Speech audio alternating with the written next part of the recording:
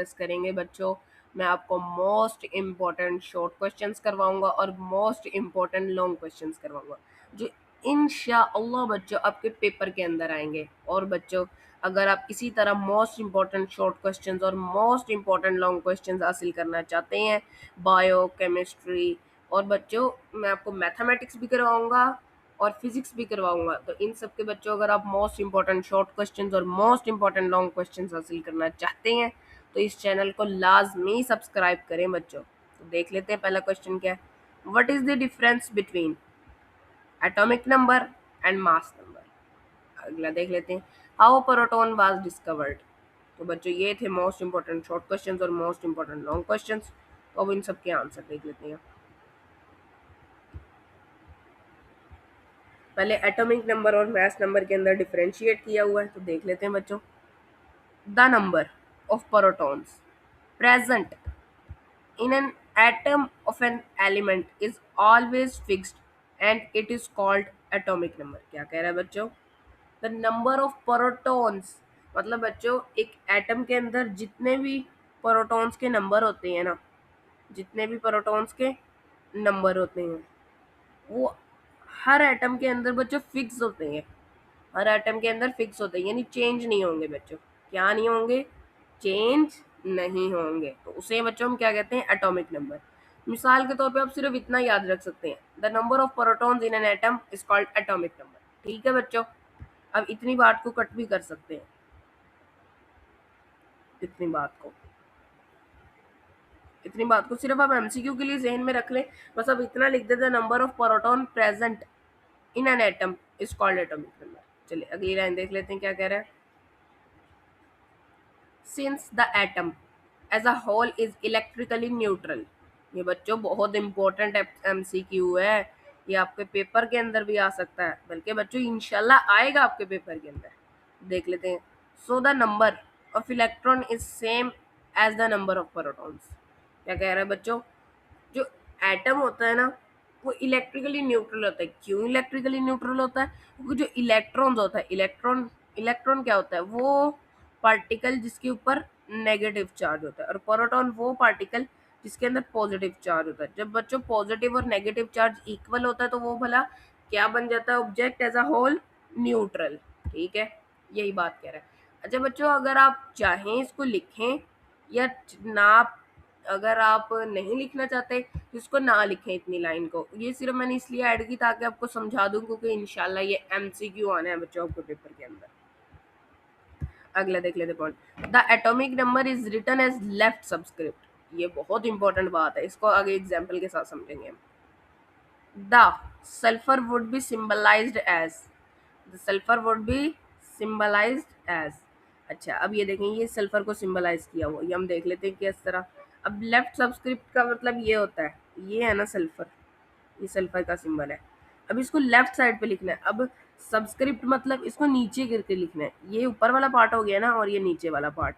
अब इसका बच्चों चूंकि 16 है तो इसको हम नीचे वाली साइड पे लिखेंगे। सबस्क्रिप्ट का यही मतलब है कि नीचे करके लिखना है। ठीक है, ये हमने इसका शो कर दिया एटॉमिक नंबर, क्योंकि बच्चों हमने इसको सबस्क्रिप्ट लिखा ना यानी नीचे करके। यही बात कह रहा था बस वो बच्चों।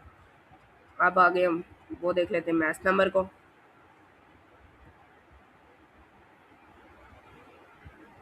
Math number the number of protons and neutrons almost accounts the total mass of an atom. Due to this, it is called mass number। अच्छा बच्चों ये मैं आपको समझाता हूँ, ये इंपॉर्टेंट बात है। ये होता है एक एटम, मैं आपको पूरा बना के दिखाऊंगा।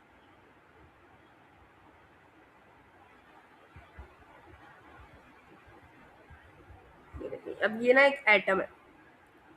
अब इसके सेंटर में बच्चों अब देखिए मैंने पॉजिटिव चार्ज बनाया। इसके सेंटर में बच्चों अब देखिए मैंने पॉजिटिव चार्ज बनाया। अब वो पॉजिटिव चार्ज किस चीज की नुमाइंदगी कर रहा है? प्रोटॉन्स की। यानी इसके सेंटर में क्या है बच्चों? प्रोटॉन्स। और एक और पार्टिकल होता है, उसको बच्चों हम क्या कहते हैं? न्यूट्रॉन। क्या कहते हैं बच्चों उसको? न्यूट्रॉन। कौन कौन से दो पार्टिकल्स होते हैं बच्चों? प्रोटॉन्स और न्यूट्रॉन। न्यूट्रॉन हो गए।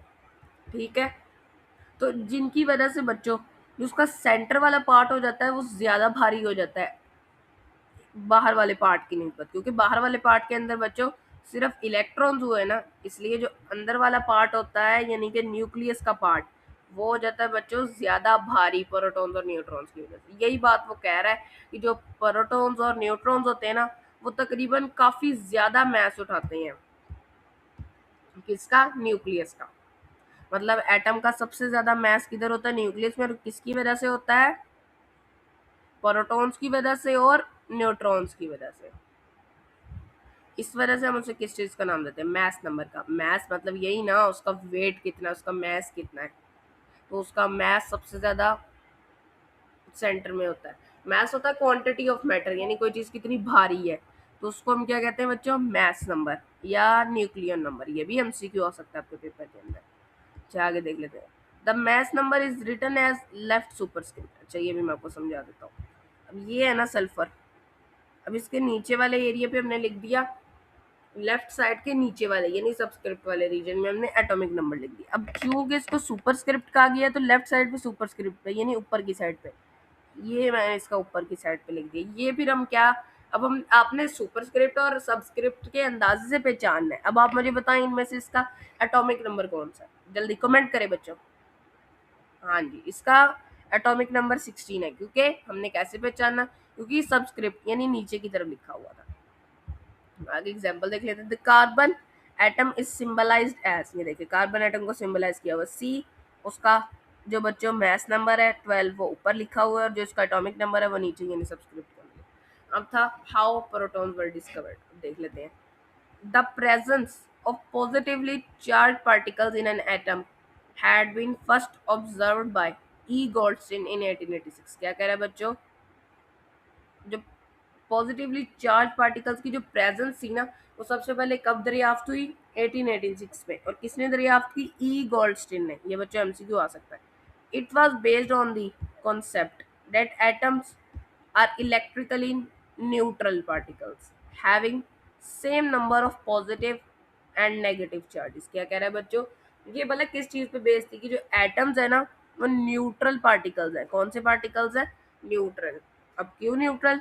क्योंकि उनके पास same number of positive charge है, same number of negative charge है। He performed a series of experiment with a gas discharge tube having a perforated cathode. ये हम नीचे डायग्राम से समझते हैं। ये देखिए, ये गैस डिस्चार्ज ट्यूब है। ये पूरी क्या है? Gas discharge tube. अब देखें इसमें ना एक, अब देखें कैथोड लगी हुई है, और उसके अंदर देखें बच्चों की सुराख है। ये सुराख है।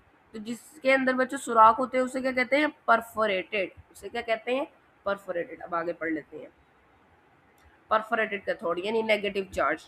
A new type of rays were produced from anode which moved toward cathode. He called these rays as canal rays और anode rays। अब पढ़ लेते हैं, डायग्राम से समझते हैं। अब ये देखें बच्चों, ये हाई वोल्टेज क्या है बच्चों? हाई वोल्टेज लगाई हुई है। इसका पॉजिटिव इस साइड पे दे दिया और नेगेटिव इस साइड पे। अच्छा बच्चों, अब हम देखते हैं क्या हो रहा है। अब जो नेगेटिव है ना बच्चों, और जो पॉजिटिव है, अब जो पॉजिटिव है वो कैथोड की तरफ जा रहे हैं, क्योंकि कैथोड पे कौन सा चार्ज है? नेगेटिव। कौन सा चार्ज है? नेगेटिव। तो जो पॉजिटिव है वो किसकी तरफ जा रहे हैं? कैथोड की तरफ, परफोरेटेड कैथोड की तरफ। तो जिससे बच्चों क्या पता चला कि एटम के अंदर दो, एटम के अंदर बच्चों क्या होती हैं? दो पार्टिकल्स। क्या नाम है उनका?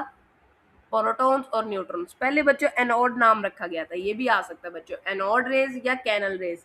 तो बच्चों ये एनोड रेज या कैनल रेज निकली, प्रोड्यूस हुई, जो गैस अंदर इस्तेमाल की गई थी उसके अंदर से।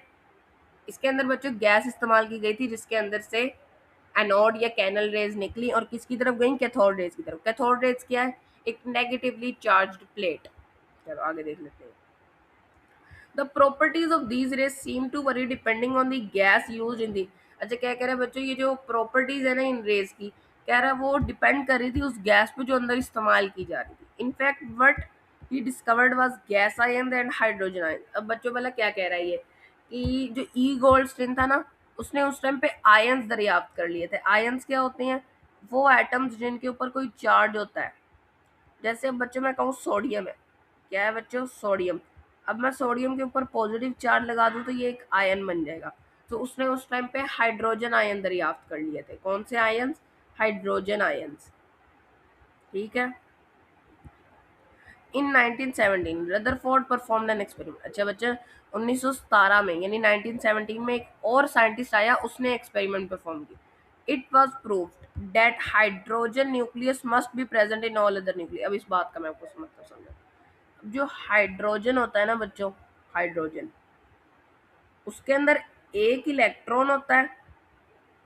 क्या होता है? एक इलेक्ट्रॉन होता है और एक बच्चों प्रोटॉन होता है।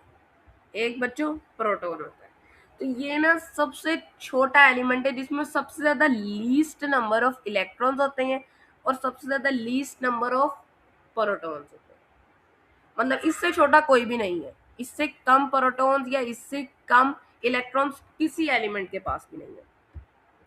तो इस वजह से कह रहा है कि चूंकि जब सबसे कम इसके अंदर है, तो जो सारे मिले हैं ना, जो सारे एलिमेंट्स बने हैं उसके अंदर इससे ज्यादा है, यानी कि वो सारे इसकी मल्टीपल है। यानी कि इसके अंदर प्रोटॉन्स की तादाद बढ़ा के उन सबको बनाया गया है। ठीक है। Rutherford thought that the hydrogen nucleus must be fundamental building block of all other nucleus. यही कह रहा है बच्चों कि जो न्यूक्लियस है ना, उसके अंदर कुछ चेंज, मतलब इलेक्ट्रॉन्स और प्रोटॉन्स की तादाद को बढ़ाकर दूसरे न्यूक्लियाई बनाए गए हैं, इसीलिए वो बिल्डिंग ब्लॉक है। और पॉसिबली भी नहीं है new fundamental particle as well. तो ये थी बच्चों हमारी आज की क्लास। वो इसी लाइन के अंदर भी यही कह रहा है। ये थी बच्चों आज की हमारी क्लास। इसके अंदर बच्चों मैंने आपको मोस्ट इंपॉर्टेंट शॉर्ट क्वेश्चंस और मोस्ट इंपॉर्टेंट लॉन्ग क्वेश्चंस करवाए हैं बच्चों। आई होप आपको बच्चों आज का लेक्चर समझ आया हो। अल्लाह हाफ़िज़।